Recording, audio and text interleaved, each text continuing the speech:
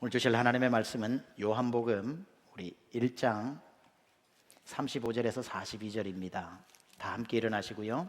요한복음 1장 35절에서 42절까지의 말씀을 우리 한 목소리로 우리 봉독하도록 하겠습니다. 같이 봉독합니다. 시작. 또 이튿날 요한이 자기 제자 중 두 사람과 함께 섰다가 예수께서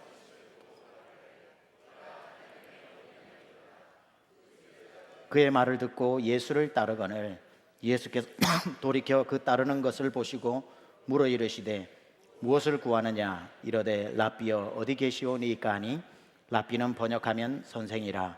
예수께서 이르시되 와서 보라. 그러므로 그들이 가서 계신 데를 보고 그날 함께 거하니 때가 10시쯤 되었더라. 요한의 말을 듣고 예수를 따르는 두 사람 중에 하나는 시몬 베드로의 형제 안드레라. 그가 먼저 자기의 형제 시몬을 찾아 말하되 우리가 메시아를 만났다 하고, 메시아는 번역하면 그리스도라. 데리고 예수께로 오니 예수께서 보시고 이르시되 내가 요한의 아들 시몬이니 장차 게바라 하리라 하시니라. 게바는 번역하면 베드로라. 아멘. 우리 주먹주감 따라합니다. 주의 말씀은 내 발의 등이요 내 길의 빛입니다. 내가 기필코 통독하리라. 아멘. 앉으시겠습니다. 이제 끝났습니다. 이제 여러분 주보에 말라기자가 나왔습니다. 다음 주는 우죽순처럼 쏟아질 줄로 제가 확신하고 싶습니다. 그래서 시상은 송구영신 예배 때 가장 우리 성도님들이 1년 중에 제일 한 자리 많이 모이는 시간이 송구영신입니다. 그때 여기에서 시상하도록 하겠습니다. 그때까지 여러분 끝까지 다름질 하시기를 바랍니다. 요한복음 강의 7번째 베드로라 하리라는 제목 가지고 시작하는데요, 오늘 일부 예배 도입하고는 조금 다르게 시작하겠습니다. 그래서 영상팀에서 준비한 사진은 필요 없을지도 모르겠습니다. 여러분은 살아오시면서 잊어버릴 수 없는 고마운 만남들이 있습니까? 누구를 만났을 때 여러분 인생의 전환점을 맞이했나요? 제가 일부 예배 때는 이 얘기를 하지 않고 곰곰이 좀 2부 예배 사이에 또 한번 돌아보니까 제 인생에 참 고마운 만남이 있었더라고요. 아시다시피 제가 1월달 101 때 자세히 또 제 백그라운드를 설명하겠지만, 워낙에 시골에서 자라서 꿈도 소망도 아무도 심어주는 사람이 없을 때, 그래도 나름대로 어떻게 된 일인지 초등학교 1학년 때 한글을 제일 일찍 우리 반에서 깨달았다는 것 때문에 계속해서 반장을 시켜가지고 초등학교 6학년이 되다 보니까 전교 회장이 되어가지고 총망받는, 그래 이래봬도 총망받는 두동초등학교에 잘 나가는 학생이었습니다. 공부는 1등을 이런 말을 하면 안 좋은데 하여튼 했습니다. 그래서 중학교를 들어가는데 선생님이 저를 부르셨다고 그랬죠. 아시는 분은 다 아실 겁니다. 병나가, 우리 두동 땅에서 너는 공부머리 있으니까 다른 생각하지 마라. 너는 우리 두동 땅에도 국회의원 나오고 정치인 나오고 대통령도 나와야지. 부모님이 아무리 너 농사 지어라 그래도 절대로 그 말 듣지 말고 너는 아무 생각하지 말고 공부해라 라고 말씀 안 하시고요, 병나가 너는 덩치가 좋으니까 권투 한번 해볼래. 그 말이 저에게 상처가 됐죠. 권투 하라는 게 상처가 되기보다는 나에게 어떤 꿈을 심어주는 사람이 없구나. 다 두동 땅에서는 안 된다, 두동 땅에서는 빨리 농사를 짓는 게 영농 후계자가 되는 게 최고 빠른 길이다. 그랬을 때에 심심치 않게 놀러 갔던 은평교회 목사님이었던 강봉조 목사님과의 저의 만남, 제가 교회를 다닌 것도 아닌데 그 앞들에서 놀았는데 그분은 어떻게 제 이름을 알았던지 놀고 있을 때마다 앞에 나와서 머리를 쓰다듬으면서 저보고 이렇게 말씀하셨죠. 병나가, 네 이름 병락이지? 예. 너는 앞으로 큰 사람 될 기다. 너는 5대학 6대주 다닐 기다. 하나님이 너한테 복을 줘서 너는 5대학 6대주로 다닐 기다. 5대학 6대주가 어딘지도 모르지만 그 말이 참 기분이 좋았어요. 집에 가면 농사 지어라, 학교 가면 권투해 볼래. 그러는데 교회 가면 앞들에서만 놀아도 너는 5대학 6대주 다닐 기다. 큰 사람 될 기다. 그때부터 교회가 재밌어서 다니면서 예수님을 만나게 되었던, 저는 그 강봉조 목사님과의 만남이 정말 잊을 수 없는 만남입니다. 지난번 제가 한 일주일 전 새벽 기도 때도 잠시 얘기했는데, 또 한 번의 만남이 제가 대학교 들어가서 교정에 앉아가지고 책을 그래도 열심히 나름대로 읽어보려고 참 애쓰던 때였습니다. 그때 막스 베버의 프로테스탄티즘과 자본주의 윤리라고 하는 그 책을 막 읽고 있었어요. 무슨 말인지도 잘 모르죠. 갑자기 선배 한 명이 와서 네 그 무슨 뜻인지 아냐? 몰라도 열심히 읽어야죠. 그래도 알고 읽어야지. 그러게요. 이거 뭐 설명해 주는 사람도 없고 철학적 지식도 부족하고 그렇네요. 따라와 봐. 그래서 그 선배를 따라갑니다. 보니까 어떤 학원 지하실에 저를 데리고 가는데, 그 차고 같은 데를 확 열어젖히는데 수만 권의 책이 거기에 있는 겁니다. 그러면서 한 권 한 권 빼서 이 막스 베버를 이해하려면 말이지, 이 사람부터 공부해야 돼 하면서 그 한문책에서부터 원어책까지 수만 권의 책들이 그곳에 있는데, 그때부터 매일매일 저를 데리고 다니면서 그곳에서 책 읽기를 가르쳐 줬습니다.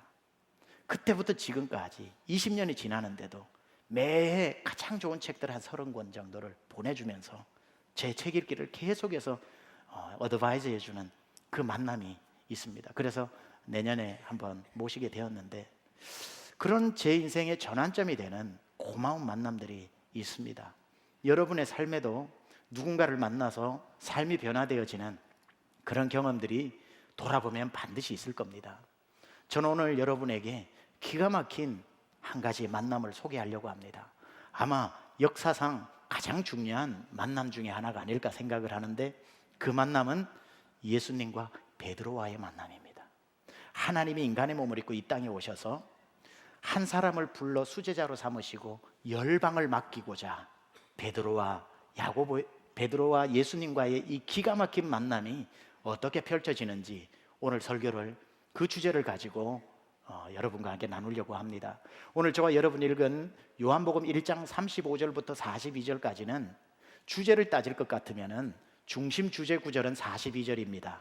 42절에 베드로와 예수님이 만나는 장면이 나오고, 35절부터 41절까지는 어떤 경위를 통해서 베드로가 예수님 앞에 나오게 되어서 만나게 되었는지를 설명하는 배경 구절이라고 말할 수 있습니다. 조금 다시 설명을 시작을 하면, 지난주에 제가 말씀드렸다시피 침례 요한이 광야에서 사람들이 술을 헤아릴 수 없는 사람이 왔을 때에 손을 지켜들면서 큰 소리로 외쳐, 보라, 세상 죄를 지고 가는 우리가 그렇게 기다리던 하나님이 보내신 어린 양이 저분이시다 라고 말을 했고, 오늘 35절은 이렇게 시작합니다. 또 이튿날 하루가 지났죠. 요한이 자기 제자 중 두 사람과 함께 섰다가 예수께서 거니심을 보고 말하되, 보라, 하나님의 어린 양이로다. 이때는 어제처럼 큰 소리로, 다 들리는 소리로 보라 이렇게 외친 게 아니라 자기 제자 두 명에게 속삭이듯이 만연의 미소를 품고, 봐라, 저분이 하나님의 어린 양이야, 이렇게 제자에게 속삭이듯이 낮은 톤으로 이야기했음이 분명합니다. 그렇게 이야기를 하면 제자 둘이가, 아이고 저분이 아무리 유명해도 우리에게는 침례 요한 스승님 당신밖에 없어요, 이렇게 이야기를 딱 해야 정상인데, 그 말이 떨어지기가 무섭게 37절은 이렇게 기록합니다. 두 제자가 그 말을 듣고 예수를 따르거늘. 대번에 배반해버리는 거예요. 말하자면 뭔가 조금 망설이는 모습이라도 조금 보아주어야 하는데, 그것도 없이 저분이 하나님의 어린 양이라고 하니까 지금까지 함께했던 의리는 온데간데 없고 그냥 불이 나게 득달같이 예수님 앞으로 가서 제자 삼아 달라고 무릎을 꿇는 거예요. 침례 요한의 기분이 어땠을까요? 그때는 제자의 숫자가 내 권력의 숫자와 비례하는 때였는데, 그 금쪽 같은 두 제자가 떠나버렸을 때에, 근데 침례 요한은 그러지 않습니다. 얼마나 사역을 잘했는지를 오히려 이걸 보고 알죠. 침례 요한이 저분이 어린 양이라고 했을 때에 두 제자가 망설임도 없이 갔던 것은, 지금까지 침례 요한이 어떤 사역을 했다는 겁니까? 자기 사람 만들지 않고 하나님 사람을 만들어 왔다는 거. 막 내가 좋다고 따라다닐 때 늘 얘기했겠죠. 나 아니야, 어린 양 오실 거야, 내가 저분이라고 하면 망설이지 말고 가, 나랑 인연 괜찮아, 나랑 의리 안 지켜도 괜찮아, 나는 그분의 신발끈도 매기를 감당치 못하는 종이야, 종. 그러니까 내가 저분이라고 할 때는 그날로 달려가라. 아마 이렇게 가르쳤기 때문에 봐라 저분이라고 했을 때 제자들이 오랫동안 숙지되어져 온 그 훈련으로 가게 되지 않았을까? 침례 요한은 늘 그 마음속에 내 사람 만드는 게 아니라 하나님 사람 만들고 싶었고, 나를 바라보는 게 아니라 주를 바라보게 만들고 싶었고, 침례 요한이 아니라 어린 양 메시아를 바라보도록 가르친 오늘날 목회자들이 또 읽고 또 읽어야 될 말씀이 아닐까? 저를 따르는 성도가 아니라 주님 따르는 성도로 만드는 것. 성도들이 박수 쳐주고 막 제자들이 침례 요한에게 박수 쳐줄 때 침례 요한이 나는 아니야, 나는 그냥 소리야, 그분의 소리라고, 나는 아침이면 눈 뜨고 그분의 신발끈을 무릎 꿇고 전매드리면서 함께 가시죠 하고, 하루가 마무리할 때 다시 그분 앞에 무릎 꿇고 주님 감사하다고 신발끈 풀어드리는 그분 앞에 무릎 꿇은 종이야. 이 마음으로 계속해서 침례 요한이 가르쳤기에 제자들이 두 번도 생각하지 않고 예수님 앞으로 가지 않았나 생각합니다. 그렇게 두 제자가 간 제자의 이름은 요한과 안드레입니다. 요한과 안드레. 그렇게 딱 찾아가서 예수님 앞에 무릎을 꿇으니까 예수님이 이렇게 질문을 합니다. 무엇을 구하느냐? What do you want me to do? What do you want? 나에게 뭘 원하느냐? 이렇게 묻자 제자들이 뭘 원한다고 대답을 해야 되는데 뜬금없이 이렇게 또 대답을 합니다. 라비어, 어디에 계십니까? Where do you live? Where do you stay? 어디에 머무십니까? 뭘 원하느냐 그랬으면 뭘 원한다고 그래야 되는데 어디 머무시냐고 질문을 합니다.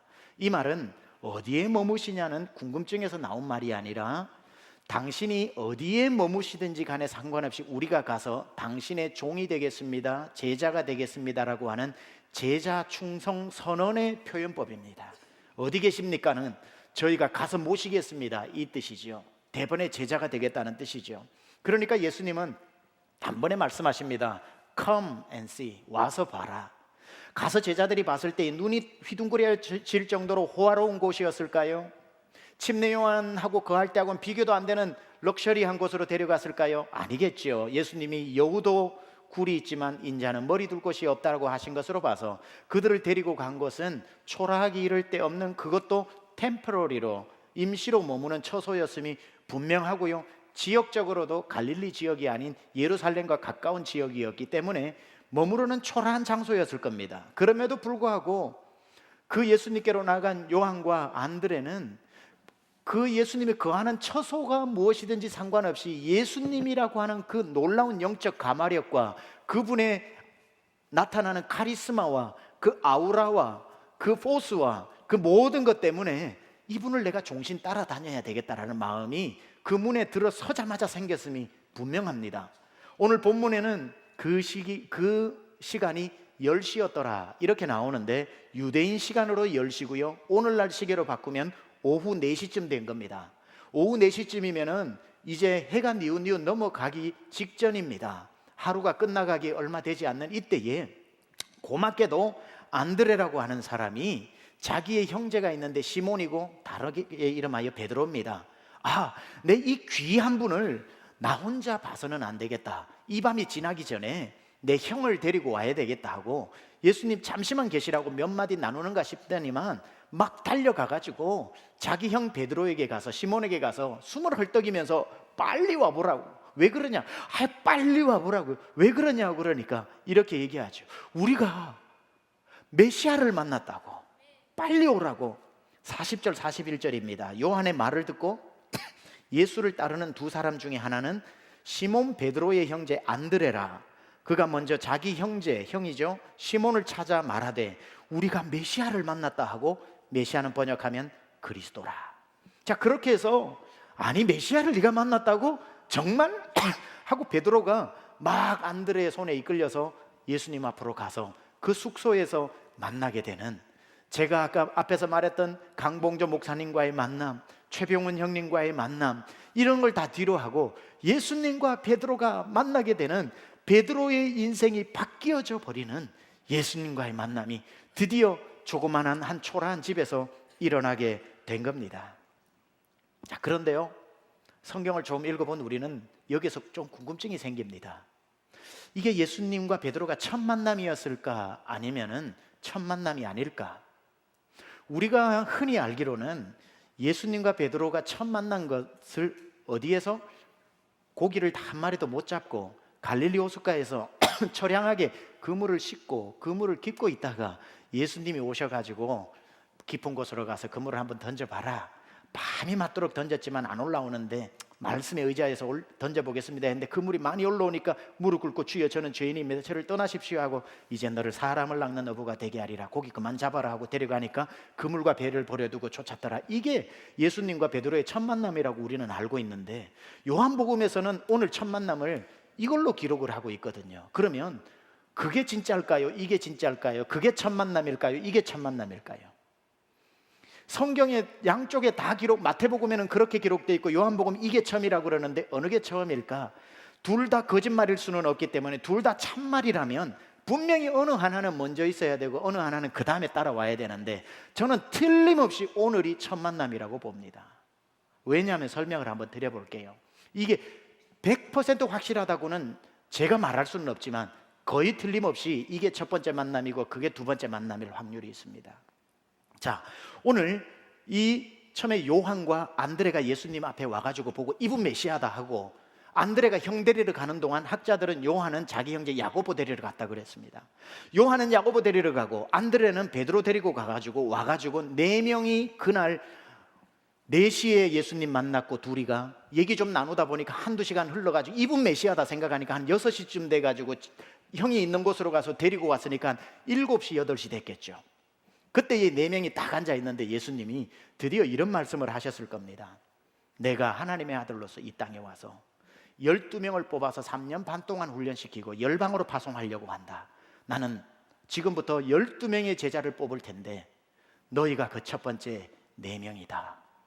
너희 4명을 통해서 베드로, 야고보, 안드레, 요한 이 4명을 가지고 내가 너희로 온 세상으로 훈련시키고 난 뒤 파송하겠다. 내 제자가 될래?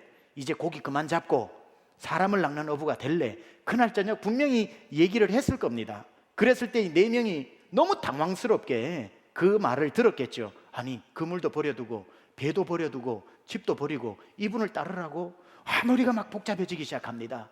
한다 그래야 될까 만다 그래야 될까? 만다 그러기에는 메시아 같고 또 따르기에는 내가 버려야 할 게 너무 많고 우물쭈물하는 사이에 저녁이 깊어집니다. 한 10시쯤 되니까 이 사람들은 4명이 다 어부입니다. 이스라엘에서는 어부의 어획을 밤에 합니다. 고기를 밤에 잡죠. 밤새도록 잡고 아침에는 나와서 그물을 싣고 그리고 난 뒤에 배를 정박시키고 잠을 잡니다. 요즘 달랏으로 말하면 도넛 베이커랑 똑같은 겁니다. 그렇게 해서 밤 10시쯤 이렇게 되어 오는데 따를까 말까 따를까 말까 하는 중에 누구랄 것도 없이 누군지 모르지만 한 사람이 이렇게 얘기합니다. 야, 지금 고기 잡으러 가야 될 시간인데. 그러니까 누구 그 말을 해주기를 원했는데 한 명이 얘기하니까 맞아 벌써 그렇게 됐네. 아이고 예수님 저희가 고기 잡을 시간입니다. 우리 가족들이 다 여기에 생계가 매달려 있으니까 가야 합니다 하고 4명이 불이 나게 고기 잡으러 가버렸네요. 고기 잡으러 다 가가지고 자기들이 30년 동안 보고 직접 해본 어부의 전문가들입니다. 아무리 고기를 못 잡아도 여기 던져가지고는 절반은 어제보다는 덜 잡을지 몰라도 안 잡힐 수는 없는 데를 골라서 운전해서 갑니다. 노져서 갑니다. 그물을 내립니다. 한 번도 예외가 없이 묵직하게 올라와야 되는 그물이 웬일인지 빈 그물이 올라옵니다. 왜 이러지? 다시 내려봅니다. 빈 그물입니다. 빈 그물이 올라올수록 머릿속에 자꾸 무슨 말이 떠오릅니다. 그물질 그만하고 나 따라올래? 아니야. 빈 그물이 올라오니까 그물질 그만하고 나 따라올래? 아니야. 그물질 그만하고 나 따라올래? 자꾸 빈 그물질이 밤새도록 4명이 신기하게도 한 명도 예의 없이 4명이 똑같이 빈 그물질을 하고 있는데 한 번이라도 묵직하면 그 봐라 하고는 싹 잊어버릴 텐데 아침 때까지 빈 그물질이니까 이제 그물질 하지 말고 사람을 낚을래. 얼마나 마음이 그랬을까. 그런데 예수님이 계셨던 이 첫 만남과 갈릴리 호수는 거리가 있습니다. 그러니 우리는 이렇게 생각해 볼 수 있습니다. 첫날 이날 만나고 밤새도록 고기 잡다가 그 다음날 예수님을 만났다고 보기는 힘들어요. 며칠이 지나고 다시 갈릴리로 옮겨져서 그 그물질은 제자들이 가서 하고 있었고, 한참 후에 예수님이 가서 갈릴리 호수로 아침에 갔을 겁니다. 그러면 하루가 아니라 좋게 일주일을 생각하고, 일주일 동안 제자들이 왜 이렇게 고기가 안 잡히지? 나 따라올래 을래 아니야. 왜 안 잡히지? 나 따라올래 을래. 아마 일주일을 빈그물질을 하고, 마음이 낮아질 대로 낮아지고, 이제는 정말 내가 이 고기잡이가 맞나 싶을 정도로 아침에 그 파김치가 되고 절망한 마음으로 그물을 깁고 있을 때에 예수님이 등장하시는 거죠.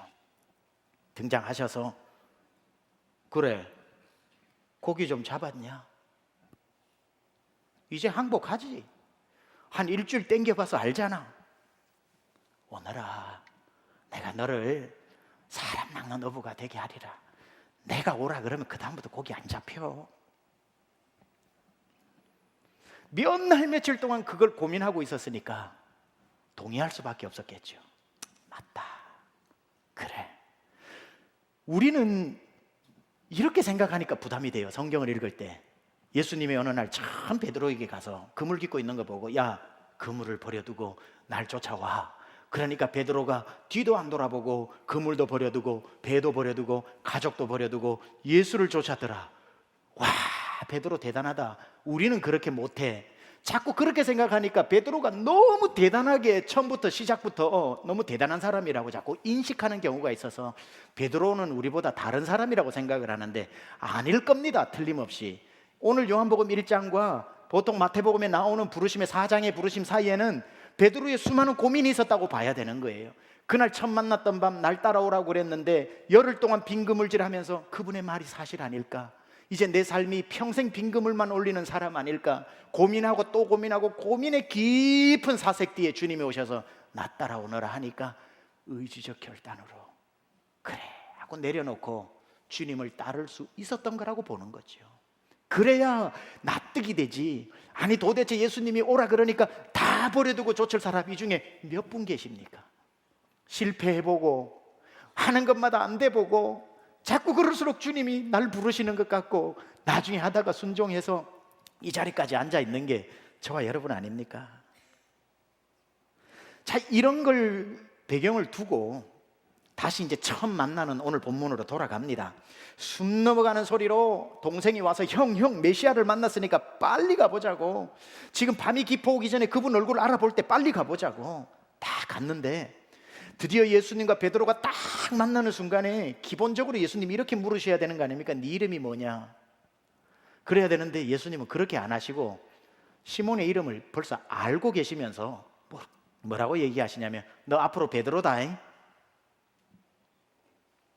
42절에 데리고 예수께로 오니 예수께서 보시고 이르시되 네가 요한의 아들 시몬이니. 벌써 다 알고 있죠. 아버지도 누군지.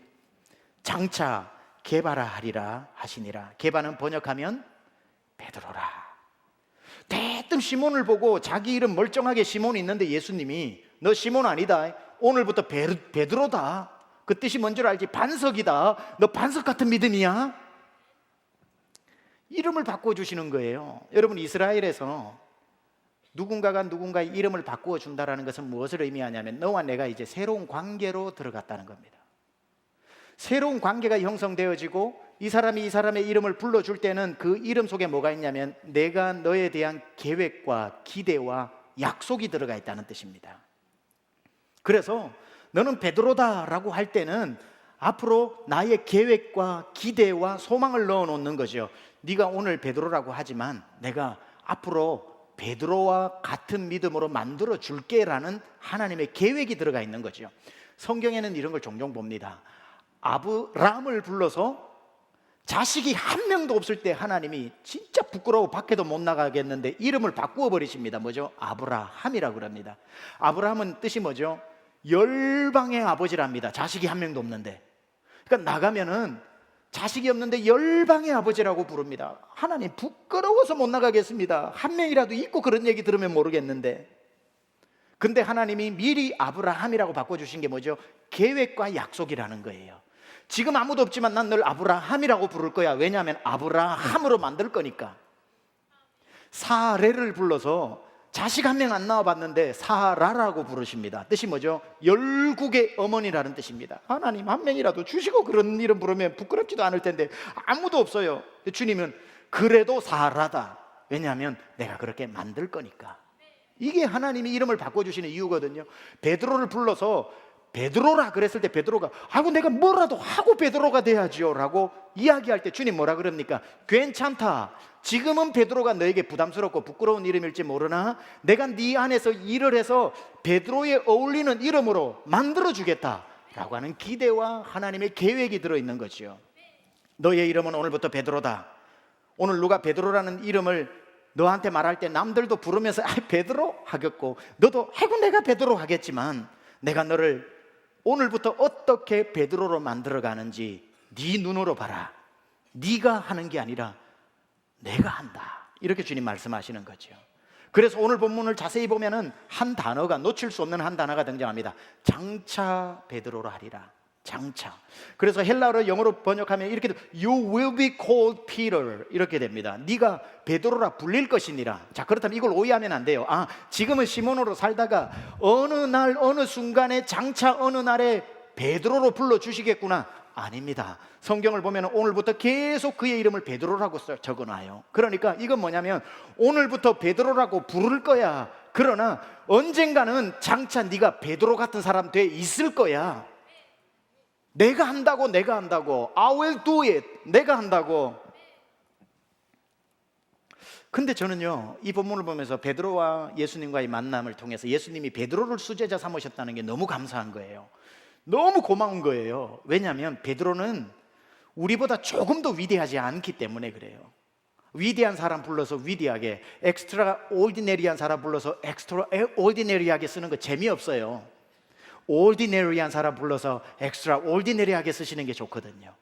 근데 베드로는 정말 저와 여러분과 똑같은 부족한 사람 아닙니까? 우리가 잘 알듯이 베드로는 절대 베드로에 어울리는 이름을 가질 사람이 아니죠. 많이 부족한 사람 아닙니까?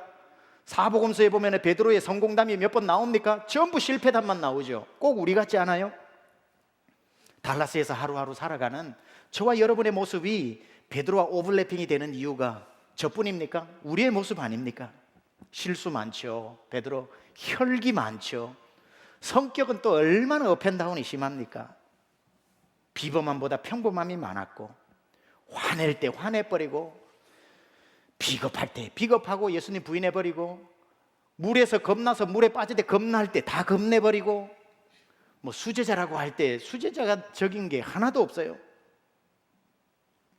근데다가 또 잘 삐지고 뒤끝이 많다 그러더라고요. 베드로가 뒤끝이 장렬인 사람이에요. 이건 성경에는 안 나오는데 그 미국 조크에 나오는 얘기 아닙니까? 한국은 시어머니하고 며느리 관계가 좋지 않아가지고 고부간의 갈등을 한 유머가 많습니다. 그렇죠? 조크가 많잖아요. 미국은 이 고부간의 갈등의 조크가 장모님과 사위에 대한 조크가 많아요. 우리 한국 고부간의 갈등처럼. 그러니까 미국 사람 조크 중에 이런 게 있습니다. 베드로가 왜 예수님을 3번이나 부인했을까? 그 이유는 장모의 열병을 고쳐줘서 그렇다고. 그렇게 이야기를 합니다. 그때부터 그냥 놔두지 고쳐주냐 해서 그때부터 삐져가지고 뒤끝이 장렬했다는 거예요. 이처럼 베드로는 화낼 때 화내고 삐질 때 삐지고 뒤끝 있을 때 뒤끝 있고 누가 뭐래도 우리예요. 우리 아주 평범하다 못해 평범 이하인 같은 이 시몬을 이 고민을 하세요. 자기가 봐도 평범 이하인데 자꾸 사람들이 베드로라고 불러줘. 부담스럽죠. 그 이름 가지고 사는 거 진짜 부담스러워요. 아니 남들이 부르기 전에 자기가 자기를 아는데 무슨 베드로입니까? 맨날 자기가 자기 보고 아이고 네가 그러고도 베드로냐? 네가 그러고도 베드로냐? 남들이 말하기도 전에 나부터 내가 나를 인정 못하는데 그 이름 가지고 살아야 되는 베드로의 심정이 어떨까요? 여러분 이 얘기를 왜 하냐면 이거 베드로 이야기 아니라 우리 이야기거든요. 왜냐하면 여러분이 몇 날 며칠 날 그 어느 날 예수님 만나는 날 그날 주님이 여러분 이름 바꾸어 주신 거 혹시 아시나요? 예수 믿는 그날 여러분이 가진 새로운 이름이 뭔 줄 아세요? 그리스도인입니다. 한국말로 제대로 바꾸면요 예수쟁이입니다. 예수 믿는 그날부터 예수 쟁이로 살아요. 쟁이 나쁜 말 아니에요. 쟁이는 순수 한국말로 전문가라는 뜻입니다. 예수 믿는 그날부터 나는 예수님도 잘 모르겠는데 사람들은 예수 전문가라고 불러줘요. 예수님 꼭 닮은 사람이라고 불러줘요. 그리스도인이라고 불러버려요. 엄매 부담스러운 거. 아니 여러분, 예수를 내가 오늘 믿은 것 뿐이지 내가 무슨 그리스도인입니까? 베드로가 오늘 처음 만났는데 예수님이 넌 베드로라고 했을 때 베드로의 심정하고 똑같지 않습니까? 아니 예수님, 내가 좀 살아보고 그 이름 좋으면 받고 부담스러우면 벗어버리게 왜 처음부터 나를 그리스도인 예수쟁이라고 부릅니까? 그러나 내가 예수 믿는 날 하나님은 여러분의 동의도 얻지 않고 여러분을 그리스도인이라고 불러버려서 내 가슴팍에 주홍글씨처럼 그리스도인이라고 이제 새겨버리고, 그와 동시에 나에게 동의도 묻지 않고 하늘나라 생명책에 내 이름 적어버리고, 나는 어쩔 수 없는 그리스도인이라고 하는 신분을 가지고 그 이름 가지고 살아야 되는 저와 여러분 아닙니까? 그런데 그때부터 사람들이 누가 뭐 그리스도인 한다고 그랬나? 주님이 붙여준 이름인데. 근데 그 이름을 어떻게나 용케 이용하는지 사람들은 우리 보고 손가락질해. 아이고 네가 그러면서도 예수 믿냐? 네가 그러면서도 예수쟁이냐? 그럼 우리는 그러죠. 누가 한다고 했냐고 이 이름을. 나도 내가 미운데 나도 동의 못하겠고 남도 동의 못하는 그 이름을 가지고 우리가 사는 거예요. 왜냐하면 딱 하나 이유 때문에.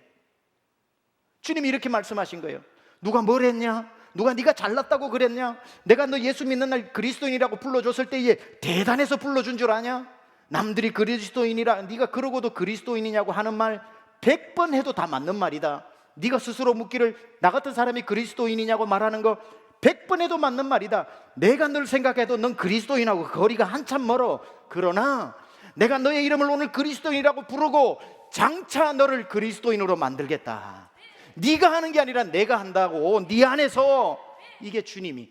남들은 안 불러줘도 인정 안 해줘도 처음부터 끝까지 시종일관 주님은 우리를 보고 너 그리스도인 맞다고 하시니까 이 이름을 벗어버리지 않고 치고 가는 겁니다. 왜? 그날에 주님이 나를 그리스도의 장성한 분량에 이르게 하실 것이기 때문에 그거 믿고 가는 거예요. 그거 믿고. 누가 잘나서 가는 게 아니라 내가 봐도 나를 봐도 한숨이 저절로 나오지만 그래도 주님이 날 포기하지 않으니까. 네 힘으로 안 된다고 주님 말씀하시죠. 네 힘으로 그리스도인다운 삶 못 산다고 주님 말씀하시는 거예요. 내가 좌절할 때마다 널 그리스도인이라는 이름으로 네가 불러달라고 하지 않고 내가 불러줄 때는 내가 너 속에서 만들어간다. 포기만 하지 마라. 도망만 가지 마라.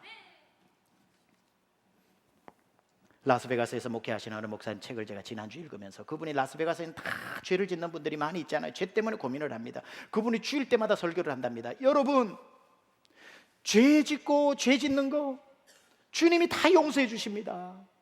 주님은 여러분 죄를 용서해 주십니다. 대신 한 가지만 지키십시오. 주님으로부터 도망만 가지 마십시오. 도망가고 죄 짓는 거는 용서를 못하지만 주님 붙들고 용서해 달라고 하는 죄는 용서 못하실 죄가 없다 이 말이에요. 여러분 죄 지어도 도망만 가지 말라고 그분이 외친다는 거예요. 수많은 사람이 돌아오고 1년에 2,000명씩 침례를 받는데요. 여러분 우리 생각합시다. 여러분 그리스도인이라는 이름 남들 인정 안 해주고 여러분 스스로도 부담스러워서 벗어버리고 싶어도요, 이거 하나 생각하세요. 주님은 여러분 모습을 다 알고 부르셨다는 거. 절대로 주님은 우리를 완성품으로 기대하고 부르시지도 않으셨습니다. 예수 믿는 날 여러분이 주님과 장기 떠도 될 만큼 거룩한 사람으로 변한 거 하나도 없어요. 예수 믿어봐서 알잖아요. 똑같잖아요. 그 다음날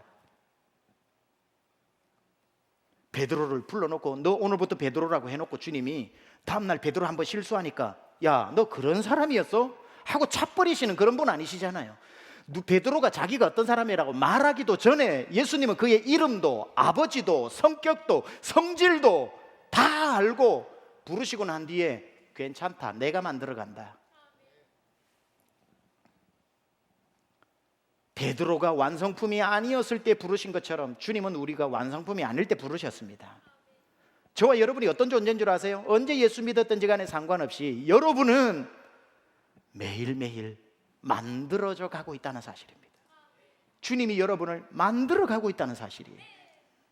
그래서 성경은 절대로 우리를 향해서 완료형으로 얘기하지 않습니다. 너희가 완성품이 되었다, 너희는 이제 더 잘할 게 없이 완벽하게 되었다, 그런 성경 구절이 없어요. 성경은 전부 그리스도인들을 향해서 현재 진행형으로 말씀하고 있습니다. 너희 안에서 착한 일을 시작하신 이가 그리스도 예수의 날까지 이루실 줄을 우리는 확신하노라. 그냥 택하시고 너희 안에서, 예수님이 내가 한다고 그래, 너희 안에서 착한 일을 이루신 이가 이루어 가신다는 거예요. 그의 안에서 건물마다 서로 연결하여 주 안에서 성전이 되어가고 너희도 성령 안에서 하나님이 거하실 처소가 되기 위하여 그리스도 예수 안에서 함께 어떻게 해요? 지어져 가느니라. 누가 다 지었다 그랬습니까? 지어져 간다고요. 여러분이 완전하지 않아요. 그저 만들어져 가고 있을 뿐이에요. 나의 자녀들아, 너희 속에 그리스도의 형상을 이루기까지 다시 너희를 위하여 해산하는 수고를 하노니. 그래, 주님이 우리 안에서 만들고 계시면 그거 되는 거 아닙니까? 어떤 사람은 교회 다니는 누군가를 이렇게 욕합니다. 아니, 목사님, 누구 보니까 그 사람 목사님 교회 다닌다고 그러는데요. 예, 그런 사람이 어떻게 교회를 다닙니까? 그 사람이 어떻게 교회를 다닙니까? 이렇게 하시는 분들이 있는데, 저는 우리 성도님들을 보호해야 되니까 저는 그분에게 이렇게 얘기합니다. 아닙니다. 교회라도 다니니까 그 정도입니다.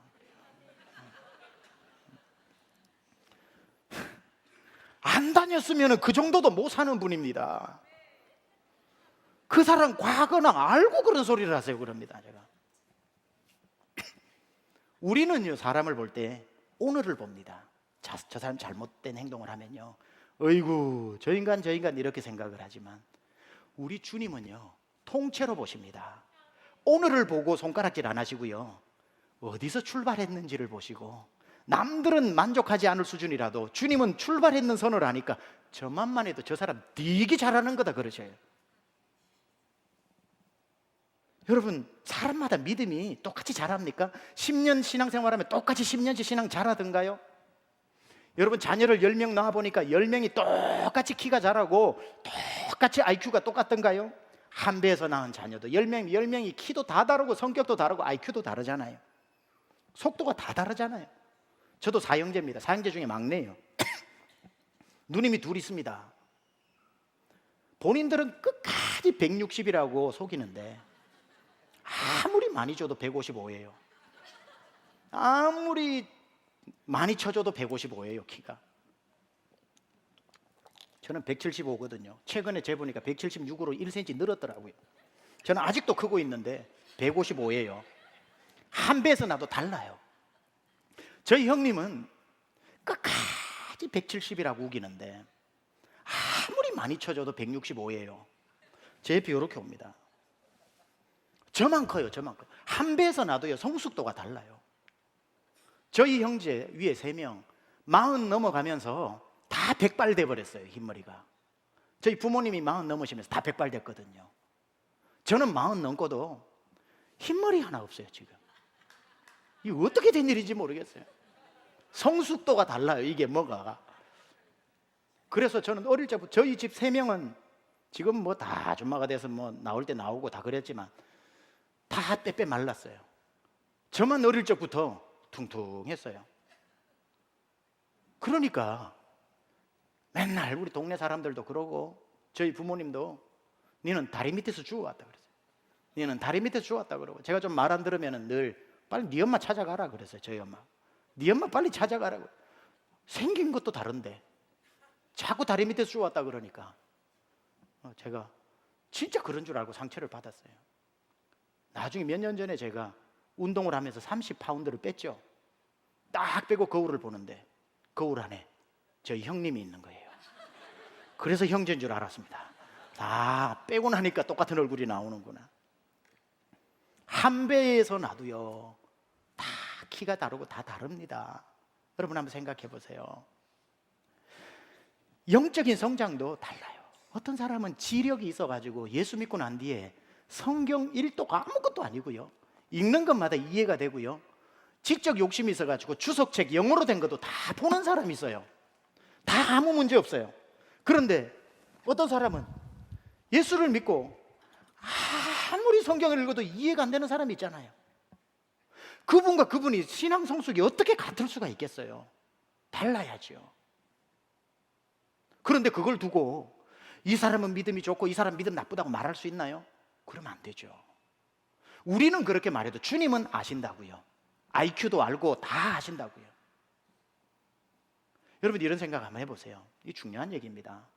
어떤 사람은 태어날 때부터 부모님이 교수님이고 어릴 때부터 교양 훈련 받고 언어 훈련 받고 한 대만 내가 욕을 해도 집에 불러가지고 회초리로 20대씩 때리면서 체벌하면서 나를 멋지게 해서 내 입에서 욕 한마디도 안 배우고 그냥 평생 내가 할 줄 아는 유일한 욕이 이 바보야 라는 소리입니다.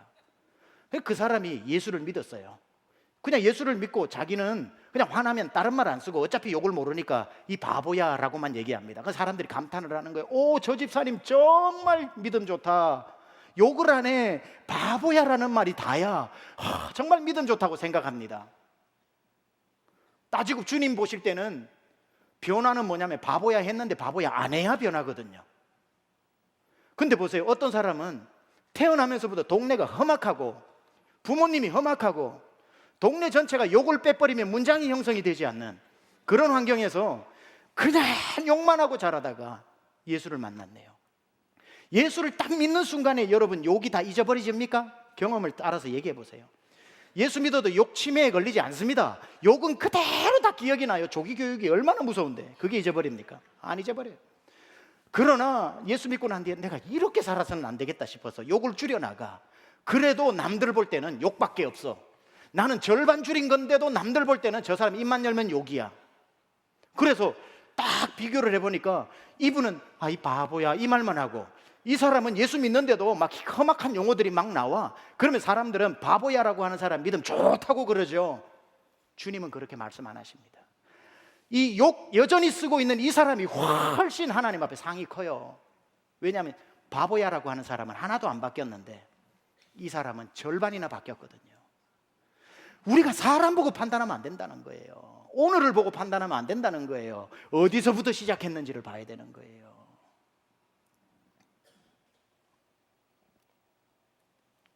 사람들은 베드로를 욕합니다.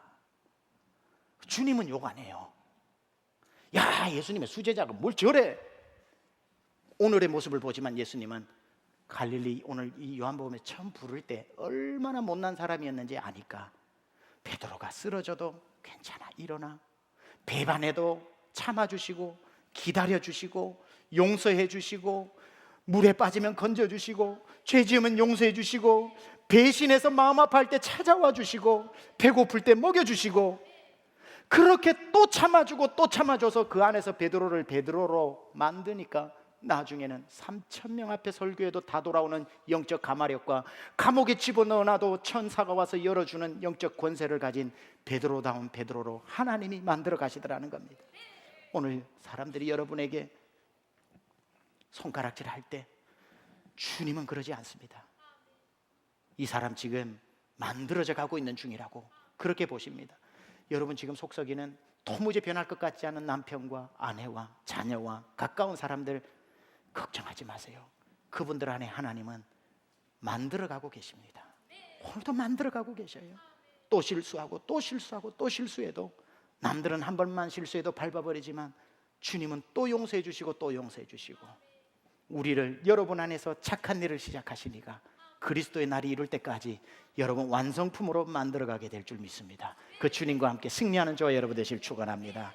우리 오늘 말씀 가지고 한번 같이 기도합시다. 여러분 또 실수 많이 하셨지요? 넘어선 줄 알면 돌아보면 또 그 죄를 반복하고 있죠. 정말 지겹도록 이거 이제는 더 이상 하고 싶지 않은데 또 물에 빠져서 주님께 살려달라고 허덕이고 있지요. 언제 변할까? 언제 변할까? 나도 언제 남들처럼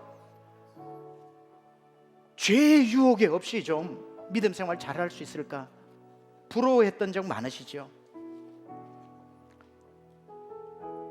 주님만 떠나지 마세요. 주님이 만들어 가셔요.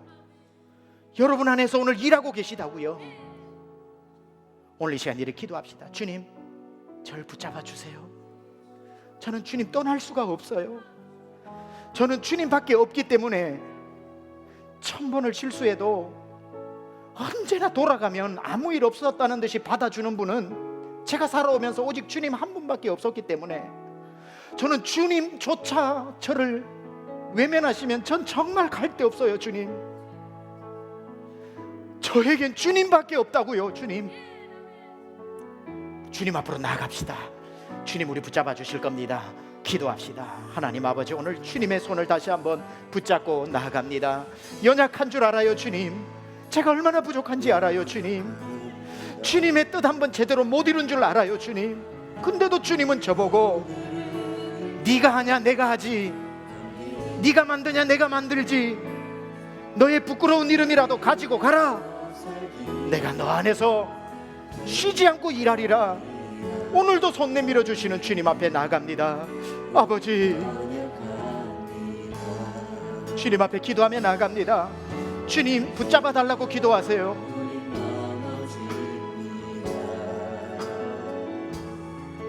오늘 하루도 실수합니다.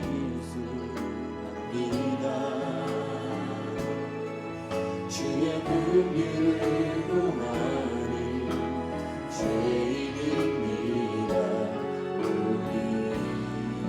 그만 바라봅니다. 한없는 주님의 은혜 온 세상 위에 넘칩니다.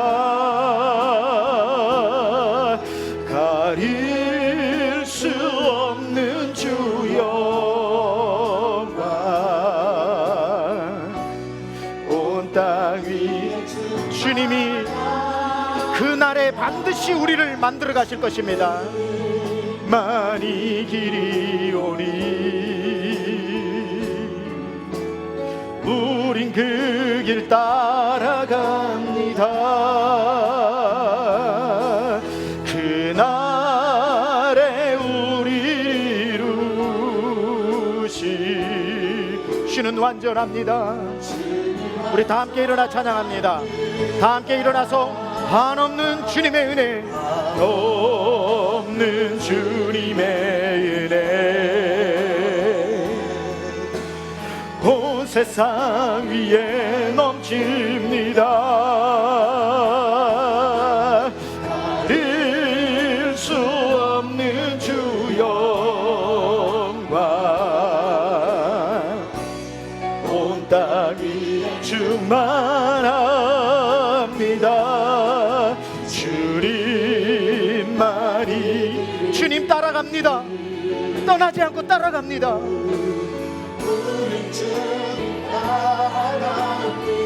주님이 그날에 나를 만드시기 때문에 그날에 우리 이루시 주는 완전합니다.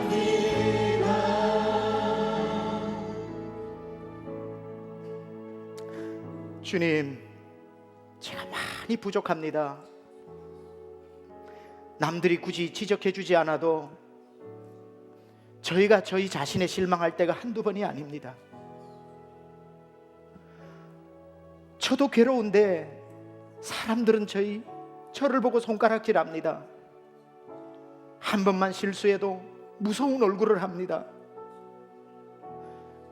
두 번, 세 번 실수하면 기회도 주지 않고 등을 돌립니다. 제 인생에 그러나 주님은 한 번도 등을 돌리신 적이 없고 부족한 모습을 보고도 이미 아셨다는 얼굴로 괜찮아 일어나라고 말씀하시는 분은 제 인생에 주님 한 분밖에 없었기에 저는 주님을 떠날 수가 없습니다. 저를 인정해주고 이해해주고 잡아주고 끌어주고 만들어 가시는 분은 아무리 생각해도 주님밖에 없었습니다. 그날에 나를 통해 이루실 완전하신 주님을 바라보고 주님 쫓아갑니다. 우리 세미한 모든 성도들을 하나님 붙잡아 주시고 포기하지 말아 주십시오. 하나님 꼭 붙잡고 가 주십시오. 주님요, 이 손을 꼭 잡고 가소서. 폭풍의 흑암 속에 치며 손잡고 빛으로 인도해 주옵소서. 이제는 우리 주 예수 그리스도의 은혜와 하나님 아버지의 놀라우신 사랑하심과 성령님의 감화감동 내주 교통 역사하심이 주님만 보고 따라가는 우리에게 소망 되신 주님, 절대 뒤돌아서지 않기로 결단하고 다짐하고 은혜 받고 돌아가는 사랑하는 심령들 머리머리 위에 지금부터 영원토록 함께 하옵시기를 간절히 축원하옵나이다.